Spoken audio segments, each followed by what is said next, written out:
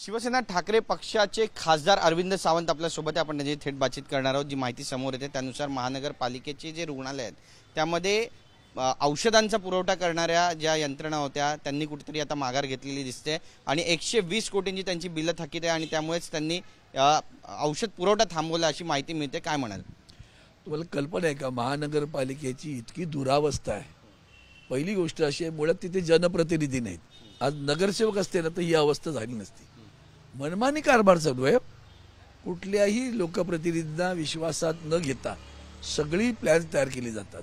आता हे जे काही औषधांचं प्रकरण आहे त्यामध्ये इवन आपला जो वंदनीय शिवसेना प्रमुख बाळासाहेब ठाकरे दवाखाना जो आहे तो दवाखान्यामध्ये चाचण्या बंद आहेत। तुम्हाला कल्पना आहे का? त्यांना दिलं होतं चाचण्यांची मर्यादा 5 लाखाची चाचण्या करायच्या म्हणून 5 वर्षात। त्यांच्या 5 वर्षात अगोदर त्या चाचण्या संपल्या, 1 लाख चाचण्या। आता नव्याने चाचण्या करायच्या असतील तर जुन्या दराने ते करायला तयार नाही आहेत। सगळ्या गोष्टी कंत्राटी, माणसांचं जीवन कंत्राटी केलं या लोकांनी। आता इथं महापालिकेत सुद्धा आता आज आमच्या केम रुग्णालयाला 100वे वर्ष सुरू आहे, आता होणार आहे। अभिमानाची गोष्ट आहे।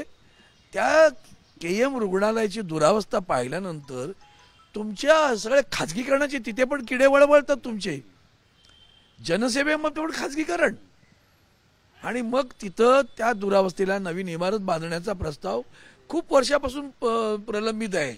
ते मूर्खासारखं तिथे त्या आमच्या डीन जे होते केएमचे त्या डीनचा जो बंगला आहे तो स्वातंत्र्याच्या चळवळीत त्याला हे आहे बरं का, त्याचं महत्त्व आहे। त्याच्या स्वातंत्र्य चळवळीच्या बैठका त्या बंगल्यात झाल्या म्हणून तत्कालीन डीनना अटक झाली होती। अशा प्रकारचा तो बंगला, त्या बंगल्यासमोर स्टेशन बांधलं। इतके आमचे हेमापडीचे लोक विद्वान आहेत। पुढे रिकामी जागा आहे 50 फुटावर, तिथे कोणाचाही म्हणून बाकीच्यांना त्रास झाला नसता कोणाला। कारण एका बाजूला हाफकिनची भिंत आहे, दुसऱ्या बाजूला कुबेर गल्लीची भिंत आहे। काय आहे तिथं? बंगल्याच्या समोर बांधले तुम्ही त्यांच्या। इतकं सुद्धा ज्यांना कळत नाही अशी माणसं त्या इंजिनियर म्हणून बसतात। हे सगळे मुंबईतल्या पुलांची जी अवस्था आहे त्याचं कारण ते आहे। ह्यांचा मुंबईशी संबंध नाही।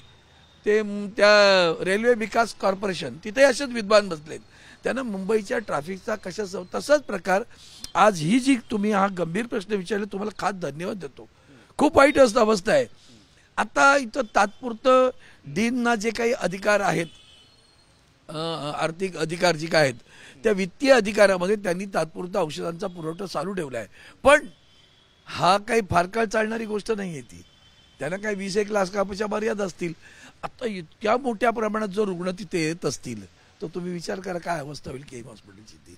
आणि कंत्राट आजही नाही, सगळे कंत्राटदार सांगतात आम्हाला दर वाढवून पाहिजेत। हे दर वाढवून देत नाहीत, ते यायला तयार नाहीत। जनता मात्र त्यांचे हाल होत आहेत जनतेचे। याला जबाबदार कोणाला मानावं? कारण मुंबईची बजबजबुजी होते। आता तर नवीन सरकार आलं तेव्हा सरकार नव्हतं आहे ना तुमचे, मग त्या सरकारमध्ये कोण आहे बघतं आहे की? नगर विकास खातं ते आहे, राज्याचे मुख्यमंत्री अजून ते सोडू दे। त्यांचं काय सुटू न सुटू, जनतेचे प्रश्न सुटत नाहीत हे महत्वाचं आहे मला। त्यांना काय करायचं, त्यांच्या राजकारणात आम्हाला काय पडायचं? पहिला पालकमंत्री नाही, काय करायची गरज त्याची? त्या पालकमंत्र्यांनी 100 वर्षाच्या इतिहासात कोणी केलं नाही। ते महापालिकेत जाऊन स्वतःचं कार्यालय थाटलं होतं आणि सगळ्या अधिकाऱ्यांना गुलामासारखे वागत होते, मनमानी।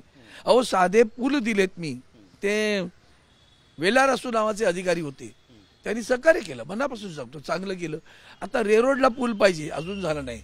कॉटनच्या पुलाला एक्सटेन्शन जरासं करायचं 50 फुटाचं, ते अजून झालं नाही। म्हणजे एका लोकप्रतिनिधी किती पाठपुरावा करायचा। शिवडीला एंड टू एंड ब्रिज बनवायचा आहे, म्हणजे शिवडीचा आचार्य दोंदे मार्ग संपतो तिथून थेट पलीकडे रेल्वेच्या रुळाला ओलांडून पूल करायचा, तो मंजूर झाला, काम सुरू होत नाही अजूनही। कशाचं ठेवतं काय? आणि एंड टू एंड पूल ब्रिज आहेत ना हे महापालिकेला बांधावे लागतात, तेही अजून काम होत नाहीये। ही कामं म्हणून मी आता माननीय गगराणींसारखा एक चांगला अधिकारी तिथे आलेत असं मला वाटतं। त्यांची एकदा भेट घेऊन सांगणार आहेत तुमचे अधिकारी काय करतायत ते जरा बघा, नको तिकडे पैसे वाया जात आहेत। एक एक गोष्ट 10-10 वर्ष मंजूर होऊन सुद्धा पाठपुरावा करावा लागतो सारखा। हे स्वतःहून करण्याची कामं आहे ती। 3च्या 3 पूल अजून झालेले नाहीत। मी एवढे मागणी केलेली आहे बाजूला। तिकडे चनी रोडला केळेवाडीतून जो का आपला साहित्य संघ मंदिराकडे उतरण्याचा चनी रोड रेल्वे स्टेशन पासूनचा त्याला असणाऱ्या ब्रिजला जोडणारा पूल पाहिजे। त्या पुलासंदर्भात मी पश्चिम रेल्वेच्या आधी पश्चिम रेल्वे लिहून दिलं। हे काम आमचं नाही, महापालिकेचं आहे। महापालिका करत काय काय करताय नक्की तुम्ही? मग असेच प्रश्न मुंबईचे खूप प्रलंबित आहेत. त्या संदर्भात मी गगराणी साहेबांची आता मिटिंग मागणार आहे. ते वेळ देतील तेव्हा हा विषय सगळे मांडणार आहे. हा झाला मुंबईचा विषय. महाराष्ट्रातल्या कायदा सुव्यवस्थेबद्दल बोलायचं झालं आणि विशेष करून बीडबद्दल बोलायचं झालं तर आता धनंजय देशमुख हे पाण्याच्या टाकीवर चढलेले आहेत. त्या ठिकाणी ते आंदोलन करतायत. चक्कर येऊन त्या ठिकाणी पडल्याची सुद्धा माहिती मिळते. प्रकरण गंभीर होत चाललं असं म्हणावं आणि ऐकलं जात नाहीये. वाल्मिक कराड यांना सुद्धा मोक्याच्या आरोपीमध्ये सामील करा अशी एक मागणी वारंवार होते. अहो त्यांच्याच पक्षाचे आमदार सुरेश धस चिंधड्या उडवते तुमच्या त्या कायदा सुव्यवस्थेच्या. तरी सुद्धा राज्याचे मुख्यमंत्री गृहमंत्री आहेत, धजावत नाहीत बरं का, धजावत नाही. कारण 2 सहकारी आहेत ना, ते सगळे क्रिमिनल्सला घेऊन वागणारे सहकारी आहेत. क्रिमिनलना पोलिसांचं संरक्षण दिलं गेलं होतं मागच्या वेळेला. जरा बघा त्यांची नावं काढा, त्यांचा इतिहास काढा. पोलिसांमध्ये धमक आणि धाडस असतील तर सांगतील ना हे कोणते क्रिमिनल्स आहेत ते.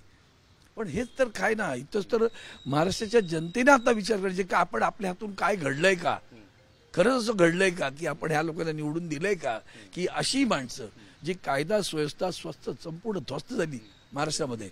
मुलींवरचे अत्याचार थांबत नाही, शेतकऱ्यांची आत्महत्या थांबत नाही, महागाई गगनाला भिडली थांबत नाही, आणि कायदा सुव्यवस्था इतकी रसातळाला गेली ते थांबत नाही. तिथं 105 मुडदे सापडले. हो, स्मशान आहे की काय बीड जिल्हा म्हणजे? ते मुडदे कसे सापडते, कोणाचे आहेत तेही सापडत नाही अजूनही. आणि गुलामासारखे बसणारे अधीक्षक, त्यांचं नाव येते रोज पेपरला, हे कलेक्टर गेले 10-15 वर्ष त्याच जागेवर आहेत. कशाचं द्योतक आहे? नाही, पण सरकारला गांभीर्य नाही या सगळ्या प्रकरणात. नाही, त्यांना माहिती आहे की लोक विस्मृतीत जातात.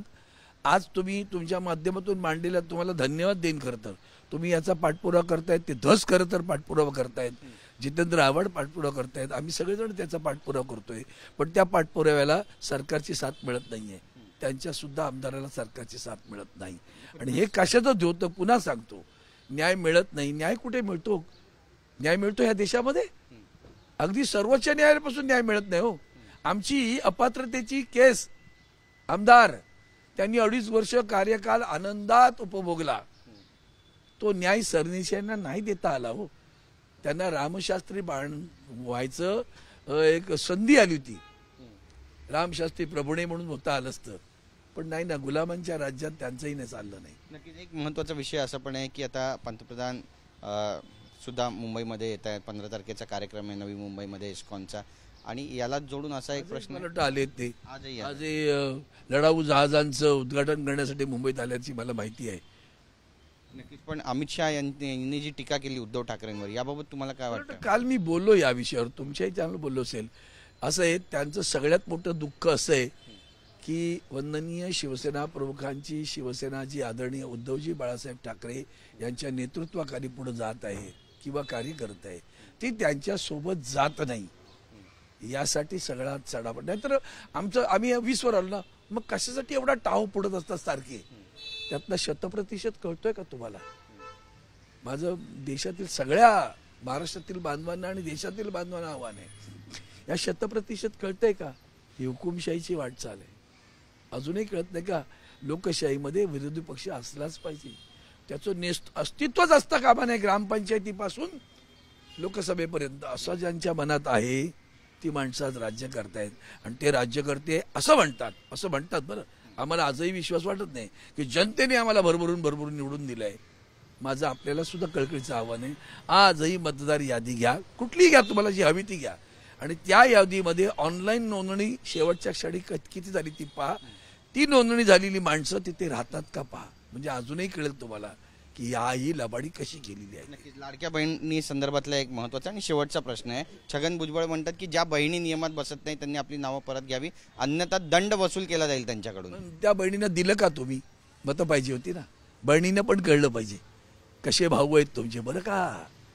पाहिलं का भाऊ बीजेला दिलेली ओवाळणी घेतो, बरं का? असे हे भाऊ आहेत, सावध राहा यांच्यापासून. तुमच्याशी बातचीत केल्याबद्दल. कॅमेरा पर्सन योगेश गुरवसह गिरीश गायकवाड, TV9 मराठी, मुंबई.